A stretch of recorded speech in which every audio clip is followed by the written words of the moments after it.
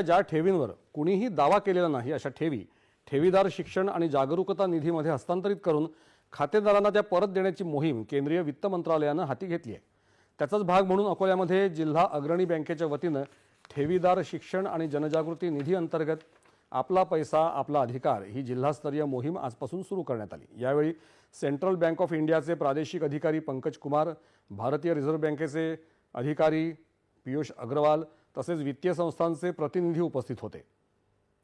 अकोला जिल्ह्यामध्ये दावा न केलेली सुमारे 1.5 लाख खाती असून त्यामध्ये एकूण जमा रक्कम 42 कोटी रुपये एवढी आहे। या मोहिमेअंतर्गत आयोजित शिबिरात खातेदारांच्या दावा न केलेल्या ठेवींबाबत माहिती देण्यात आली, तसंच ग्राहकांच्या तक्रारींचं निवारण करण्यात आलं। त्यामुळे अनेक खातेदारांना त्यांचे पैसे परत मिळाल्याबद्दल त्यांनी आनंद व्यक्त केला आहे।